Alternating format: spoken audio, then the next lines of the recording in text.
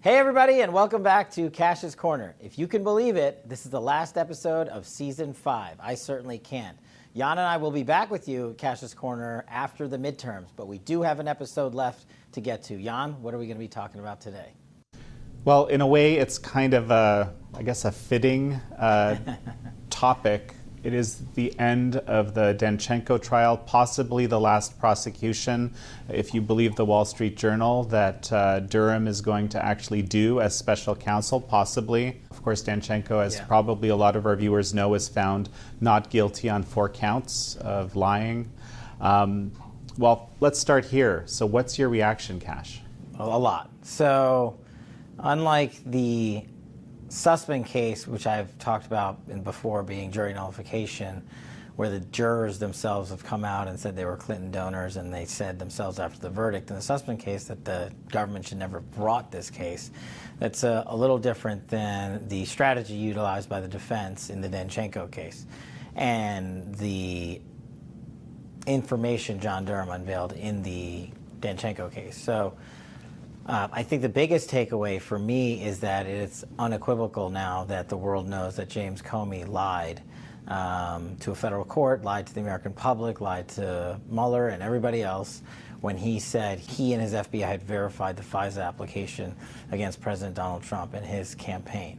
That's the purpose of the law. When you go before a federal court, especially the FISC, which I did many times when I was a national security prosecutor, the Attorney General, along with the Director of the FBI, has to sign the FISA warrant application for the following purpose: to specify that it has been verified, that it is accurate, and that the information in it is credible. But now, thanks to John Durham and his prosecutions, we know that James Comey and his FBI agents actually intentionally blockaded information to attempt to corroborate the source, Christopher Steele and Danchenko and others, when they, the FBI, knew that that information would come back and contradict the credibility of Steele, and thus vitiate James Comey's ability to take this warrant to a federal court and say it has been certified.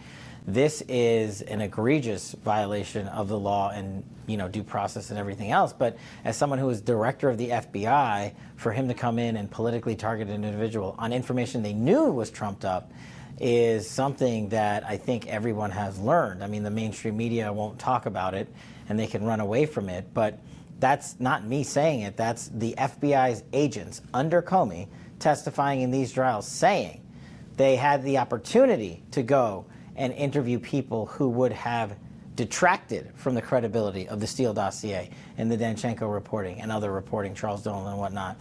And they were blocked by FBI leadership from ever doing so. So it's a pretty stunning revelation for those who haven't been following this information. And of course, James Comey will continue to lie, and he'll come out there and say, the Danchenko verdict shows that he didn't lie, but it shows the exact opposite. Remember, the FBI wasn't on trial in the Danchenko case. It was Danchenko, the source of the Steele dossier. And we learned a lot of other things, but I think that's the biggest takeaway. Okay, so many things I want to say here. Number one, looking at Durham's closing statement, it did seem a bit like the FBI was on trial. So, as a former public defender and federal public defender, I tried a lot of tough cases where the facts were completely against me. And let's be clear, Danchenko lied to the FBI. His defense counsel all but admitted it. Danchenko lied about making up conversations he never had with Sergei Milyan, who was supposedly a source for the Steele dossier, but we now know is a total farce because Danchenko made it up. Danchenko lied about his interactions with Charles Dolan, the Hillary Clinton's senior advisor, and about where this information came from, and that he drummed it up. Those were lies that happened in the middle of the Russiagate investigation. But what his attorneys did, which is what I have done in the past, when you don't have the facts and you have a very high-profile case, and I've done this in narco-trafficking cases and murder cases when I was a defense counsel as a PD, you put the cops on trial. So they put the FBI on trial. And while I said it's true that the FBI was not on trial, they weren't as far as John Durham goes, the defense counsel's move is a move that I've utilized at times in the past. It was shown by defense counsel that the FBI's conduct was so egregious that the jury just said, I don't even want to deal with the facts of the case. I'm so ticked off at the FBI or the cops that we're not going to believe anything in this case. Even John Durham's presentation of the evidence, which was a hard needle to thread because he was saying, let's talk about the elephant in the room, the FBI. He was prosecuting an FBI source for lying, at the same time having FBI agents on the witness stand destroy the credibility of the FBI. And then John Durham had to use the FBI's other agents as on his special counsel team to bring these charges. So he's basically saying the FBI I worked with is good. The FBI that did the Russiagate investigation is completely corrupt and criminal, and this guy lied to them. It's a hard sell for a prosecutor to make that case when you have so much evidence of corruption. And I think that's what the jury looked at. They said, the defense counsel said, look, our client lied, or maybe he misspoke, or whatever the verbiage was the defense counsel used, but look at what the rest of the cops were doing.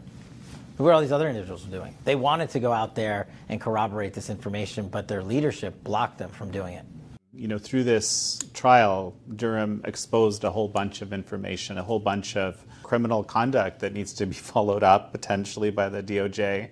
But at the same time, basically you're saying through doing that, he kind of undermined his case, and the defense counsel used that. Yeah, John Durham didn't have any options. He had to go with the deck he had. And it's very hard as a prosecutor to say to a jury, yes, the FBI is corrupt, especially when it comes to the Russiagate investigation, which is the most corrupt investigation ever perpetrated by the FBI themselves. And so the credibility that you bear in court is very limited. And John Durham tried to use that limited credibility, but I think his bigger play was to educate the world on what happened, because so many people ran over the Russiagate investigation that I ran with Devin Nunes, which exposed all this in the first place because of the disinformation campaigns being put on by the media. But the power of a federal prosecutor is his pleadings to the court, which are essentially under oath, saying under penalty of perjury, what I'm telling you is true. And on top of that, he had agents like Auten and Tybalt and, not Tybalt, but Auten and Sama and Heidi and others during the course of these cases come up there and say, we had options to go and challenge the veracity of the Steele dossier. We knew it was false. But James Comey and Company and McCabe and Company on the 7th floor with Peter Strzok said, we're not going to look at those options. We, the FBI, are not going to investigate possible gaps in our case because all we care about is getting Donald Trump and getting that FISA warrant authorized. So we're going to stop the work we normally would have done. You just have to think about it in a more agnostic context and say, whatever investigation you're talking about, bank robbery, homicide, drugs, and the FBI is using a source network to do it, and the FBI is aware before going to a federal court for a search warrant that that source network is corrupted and it's peddling false information, wouldn't you want the FBI to go get that false information and corruption before they took it to a federal court, then notify at least the federal officer to say, look, we relied on this guy, but he's got all these problems. They knew, remember, I've said this in the past, the FBI knew in this case, these government gangsters knew what questions not to ask because they knew the answers to those questions would gut their case and would defeat them at the FISA court, which was their ultimate goal. And they carried that out to a T in this instance. And to me, that's the biggest criminal conduct I've ever seen the FBI engage in. And I share everybody's frustration that no one's been charged at the FBI for the very corruption that this jury let Igor Danchenko off on. Well, so let me mention this. I recall there were at least 2 agents from what we learned that actually tried to investigate, for example, Charles Dolan, and maybe I'll get you to tell me about the significance of him in all of this. But they tried, and then they were blocked by other agents from doing that. And Auten, that both were highly aware that basically Dolan was a dossier source, right, a major dossier source. But there were a number of revelations. This is one that sort of jumps to mind, that there's this kind of internal blocking. Yeah, and that's problematic for many reasons. You now have the corrupt FBI agents themselves saying they had leads, investigative leads, that would have added value to their investigation, but it wouldn't have added value in the lanes they wanted. It would have detracted from their goal, which was to politically target a campaign they disagreed with.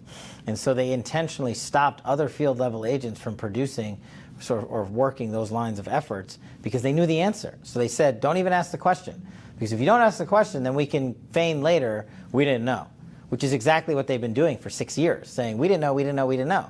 And the biggest lesson, the biggest takeaway, as I've talked about, is that now, thanks to John Durham, we know definitively that James Comey, Andy McCabe, Peter Strzok, and all the others at the FBI, Thibault, Auten, Sama, lied to a federal court, lied to the American public, and intentionally did not do their jobs because they knew the answers to the questions about the Steele dossier, its source network, and its veracity would fail and would destroy their investigation, and then they would have no Crossfire Hurricane investigation to continue on. And we know from the text messages from Strzok and his mistress, Lisa Page, and so many others at the FBI that the only thing they cared about was getting Trump and doing whatever it takes and using a source in Christopher Steele, who's personally admitted to the FBI that he wanted Donald Trump never to be president and would do whatever he could to stop it. These are the types of individuals they went to. Not to mention Charles Dolan, a senior advisor for Hillary Clinton World, was connected to Igor Danchenko directly for providing some of this quote-unquote information about the dossier and the Russiagate scandal when he knew it was totally false.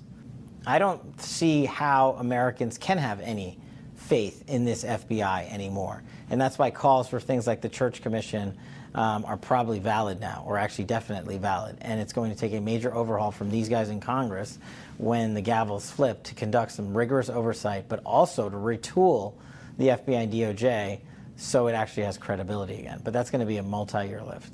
I just want to reiterate this. You know, there's at least a couple of agents that tried to investigate Dolan, right, who was working for the Clinton campaign, essentially, right? And but they were blocked from doing that by other agents, as if it was irrelevant. Yeah, and it sounds like it's a play they ran repeatedly. We've talked about it extensively on how they had that option on Hunter Biden's laptop. Thibault did too. Tony Bobulinski brought that to light, and we discussed that in detail in an episode of Cash's Corner a few weeks ago. They ran that same op during the entire Russiagate investigation. These government gangsters knew the information was false, but they didn't care. And if that doesn't upset any American, then really you have no business participating in the democratic process or our judicial system, because it's literally the reason why supposedly our system of justice is better than everyone else's in the world. I have to bring this up. I recently learned that in 2016, the Oxford English Dictionary word of the year was post-truth. Okay, post-truth. I'm going to read the definition because I thought it was a kind of a euphemism, but it actually is instructive. Relating to or denoting circumstances in which objective facts are less influential in shaping public opinion than appeals to emotion and personal belief. I'm kind of getting worried that we may, in this post-truth world, jury pools may likewise function this way.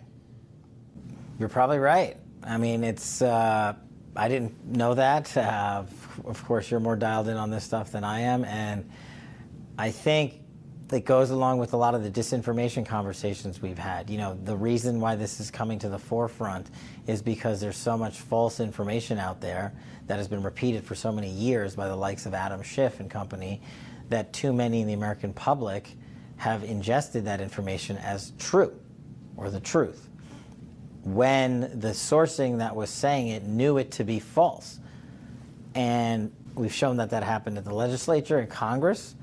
We've shown that it has happened at the FBI, at DOJ, at the intelligence community, and even at DOD in episodes of Cash's Corner. So it's good that it's a topic that is finally coming to the forefront of everyone's conversations, but it's tragic that we have to have that conversation in America, because those aren't the types of scenarios that our judicial system was set up on. It was those very scenarios that our judicial system was set to defeat.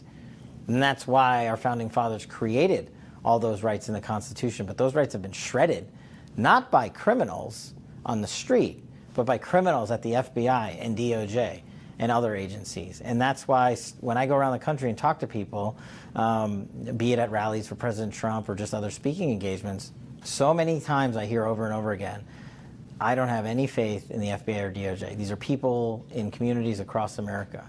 And it's because they don't have the truth in front of them, or it's because they were deprived of the truth along the way, and they later found out institutions that they relied on to give them the truth were the ones that were lying to them. Well, and then there's the third option, and this one even concerns me more. Maybe some just actually don't care in this sort of post-truth, postmodern mentality. I mean, this is the this is the thing that I've been frankly struggling with. I mean, like you mentioned, that Comey has been, sort of revealed to have lied very obviously. I was actually shocked to discover that Mueller also seems to have lied, and that was, frankly, I wasn't expecting to see that somehow. Yeah, it doesn't surprise me. I mean, we figured that out during Russiagate when Mueller took over the investigation. I mean, this is a guy who testified to Congress after his report was issued that he didn't even bother looking at the Steele dossier. And remember, you have to remember, James Comey is Mueller's protege, and James Comey, purposely leaked classified information so that Bob Mueller would be made special counsel to oversee the very fraudulent investigation his buddy James Comey ran. I mean, that is a temple of corruption in the town in which America has completely lost confidence in not just Congress, but its executive branch agencies, because they have politicized law enforcement and national security apparatus to get Trump or get anyone associated with the quote-unquote MAGA movement or America First values or conservative values. And these political witch hunts and prosecutions are very real, whether it's January 6th or otherwise. What's upsetting to other people is the two-tier system of justice they have created. We now live in a world, every day in America, in 2022, where there is one system of justice if you are the James Comeys, Andy McCabe's, Peter Strzok's of the world, Fusion GPS, Hillary Clinton, Fiona Hill. And there's another set of rules and justice in different courtrooms if you disagree with anything the above aforementioned people have said, or are a Trump loyalist or a America First person. And I just didn't think we'd ever get there. I really didn't. I mean, I got text messages right after the verdict came in, because I was probably the last guy thinking even this jury in Virginia is going to get this one right. And what I didn't recall were my public defender days right away saying, when the corruption is that bad and you can show it, you can walk your client out the door of the courthouse. So I guess you're not expecting Comey or Mueller prosecutions based on these lies? Probably not. I don't know what to expect, where John Durham's going from here. Is he going anywhere further? Nothing will happen, I'm sure, till after the midterms. Will there be an announcement on the report? Well, he'll have to testify. And then here's the other thing that we need to talk about. If John Durham doesn't go any further, we have to find out, is it because Merrick Garland told him he could not? Because the only person that can tell John Durham not to bring a prosecution is the Attorney General who oversees him, which is Merrick Garland, which I think is a conflict of interest, because John Durham is investigating Merrick Garland and his cronies for the corruption that they have committed and the cover-up by the likes of Chris Wray, who works for Merrick Garland, who's the director of the FBI, and others. So, when John Durham testifies, those questions have to be asked and answered. And more importantly, is this report that John Durham writes, remember, it doesn't have to be made public. It can only be made public if Merrick Garland allows it to be made public.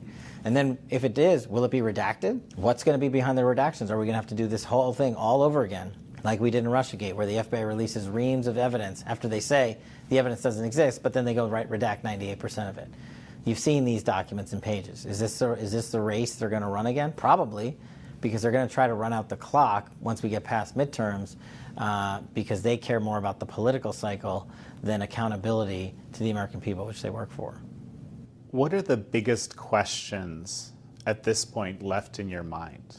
Well, look, we know all the players, and go back and watch our episodes. We've identified literally everyone, from the Jake Sullivans, the Fusion GPSs, the Fiona Hills, all these corrupt actors, Chris Wray, Comey, McCabe, Strzok, Heidi, Sama, Auten, Tybalt. All of these individuals are now known by name. That's a massive step forward in terms of the corruption they wielded. What I want to know is, are they going to be prosecuted? And the bigger question is, if not, why?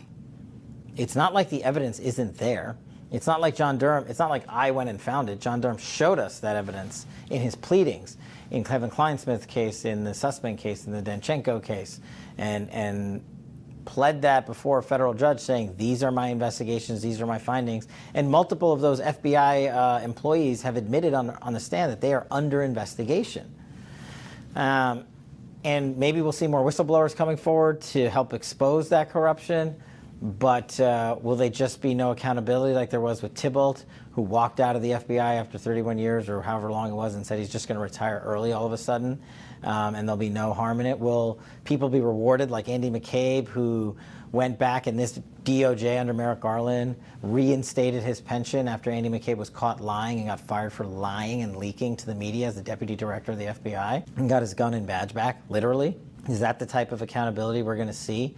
And then he gets glorified in the mainstream media. And these are the people that are on the places like MSNBC. And one of the things that's so disturbing to me is just this past week, Peter Strzok goes on MSNBC as a paid contributor and says 9/11 has nothing on January 6th. 9/11 is nothing compared to January 6th. This is the very agent who led the counterintelligence investigations involving Hillarygate and the email scandal and Russiagate, who hated Donald Trump, who had no problems telling the world about it, was caught lying, was caught blockading an investigation, was caught corrupting the FBI, and was caught basically conjuring up the biggest fraudulent criminal conspiracy perpetrated by FBI actors themselves, including him. He's now on TV comparing January 6th to 9/11. Unbelievable. Unbelievable. You know, one thing that occurs to me, I'm just thinking about loose threads here, right? One is, I do recall that Durham did say that Auten was a subject of the special counsel investigation. I wonder what will happen with that. It was a number of people. I think it was Auten, and maybe I'm forgetting off the top of my head if it was Heidi in the last trial. A number of FBI employees, analysts, agents, what have you, lawyers, were subjects of either John Durham's investigations, subjects of FBI internal investigations for Office of the Professional Responsibility. And, you know, we've seen Chris Wray go to Capitol Hill and say there's going to be no retribution or retaliation for people who blow the whistle on these folks or these types of corruptions. But we've also seen him basically lie to Congress, because when the likes of Agent Friend goes and does become a whistleblower, he is very much retaliated against. He is suspended. His badge and gun are taken away from him, and he's taken off the streets. And this is a guy who has literally publicly said he did not vote for Donald Trump. And so there is very much retribution against whistleblowers. But then you have the likes of Senator Grassley and Ron Johnson and Jim Jordan, who have recently reported that they know there is corruption at the FBI with something like as simple as the use of a private jet by Chris Wray. We now have a whole slew of whistleblowers that have come forward, and we should post the article from the New York Post on this, which shows Chris Wray taking a government jet paid for by government taxpayer money to holiday vacation homes around the country instead of testifying before Congress. And the question is, did he ever reimburse the federal government for it? And what's likely going to happen is he'll come in and say, oh, I forgot. Here's a check for the money I owe you. But these are the types of individuals that we're relying on currently for accountability. And that's why John Durham's work is so important. So that's why, I hope it continues, because the likes of the senators I named and the congressmen I named are going to need help with these whistleblowers coming forward, because we know Chris Wray's word is completely meaningless when he says whistleblowers exposing waste, fraud, and corruption at his FBI won't be retaliated against, especially when the whistleblowers expose waste, fraud, and corruption of Chris Wray himself. So Kash, I know a lot of our viewers, from looking at our comments, they cared very deeply about these trials that we've covered so extensively, about the work, about what's been exposed. They want to see accountability, and they're worried they never will. And that kind of, gets people very, let's say, feeling very darkly about government and about the future. I don't know what thoughts you have at this point. Well, the accountability is the reason I left DOJ to go to Congress to conduct an oversight investigation in Russiagate. And our accountability is limited in Congress, but our investigation there led to the firing or resignation of 17 DOJ and FBI employees, to include Comey, McCabe, Page, Strzok, Priestap, and so many others. So that's a form of accountability. It's not the ideal piece of accountability, because when they broke the law, which all of those individuals did, they were never prosecuted for it. And that can't happen unless John Durham is allowed to continue, and or there's a regime change at the DOJ and FBI, which is unlikely till at least 2024. And so what I tell folks is, you have to go out and read the documents. And I think more and more people are doing that. We put the documents out at Epoch Times all the time, especially on our show. And not ones you and I write. I'm talking about the DOJ and FBI's own documents. I'm talking about the DOD's documents. I'm talking about the IC's documents. As these come in, as these whistleblowers come in, these are the types of documents that people need to go online and say, wait, was I lied to about Russiagate? Was I lied to about the corruption at the FBI? Did James Comey and Andy McCabe and them lie to the FISA court and falsely certify FISA warrant application? They did. All those documents are currently available showing that. By the FBI's own writing on their own memorandum, and the testimony that John Durham elicited from the likes of Auten and Heidi and others and Sama, we now know that those things are definitively true. But the hard part is getting that message out there. And once you do, though, and you build a course, which like we're doing, then you force Congress to act, because that is the only way that you're going to see any form of accountability. And we've seen by the overreach of the January 6th committee what a congressional subpoena can do and the authority it has. We've also seen what government agencies can do to ignore it, like they did during Russiagate when we issued 17 or 20 some odd subpoenas, and they never told us about Danchenko and the $1 million bounty and the fact that he was on the government payroll as a 6-figure FBI source. All this information was withheld from the chairman of the House Intelligence Committee. You just have to ask yourself this: what if that information was withheld from Adam Schiff as chairman of the House Intelligence Committee, and the target of the investigation was someone in his universe? Do you think it would be quietly reported or not talked about? You have to always remind our audience of that. And yeah, we are greatly appreciative that the live chats have been a lot of fun every Friday night when we get to hear from so many of our fans while the show is playing. I think that's a really cool feature. And yes, we do read all those, and the message boards have been good because they tell us where to take the show or what people are interested on, because we don't want to just report on what you and I think is interested. We want to report on what they want to see, because they're taking their time to come and listen to Kash's Corner. We would like to get your comments on this episode in the comments section. We want to know what you want to hear about from Kash Patel and maybe a little bit from Jan Jekielek. Next season, season 6, that'll start after the midterm elections. We're going to take a breather for the next few weeks. So please, we read all the comments, as Kash always says, and we look forward to getting them from you. Yeah, can't believe it's been 5 complete seasons. Thank you to our audience for paying attention to us. Thank you for watching. Thank you for making us such a popular show. But the reason Anna and I do it is to get the information out to y'all, and we appreciate you guys showing up week in and week out. And I think we've got a few fun surprises in store for next season that might include the likes of Ted Nugent and John Rich himself. But stay tuned for that. Yeah, absolutely. Shout out time. Let's do it. Yeah, the shout out. As everybody knows, last week I finally got Jan to Nashville in Tennessee, which is the home of my boot maker. And the shout out this week goes to Jan's new pair of cowboy boots from Lucchese. Oh, man. He finally got a pair. Do I have to? I guess there they I are. do this. See, this is proof, Jan, that we listen to our audience. We listen to our live chat, because for a year plus now, everyone's been saying, Kash has cowboy boots, why doesn't Jan? But now Jan does. So actually the shout out for this week is to Jan, the whole crew at Epoch Times and Epoch TV for making yet another season of Kash's Corner so awesome. And we will see you guys next month on Kash's Corner Season 6.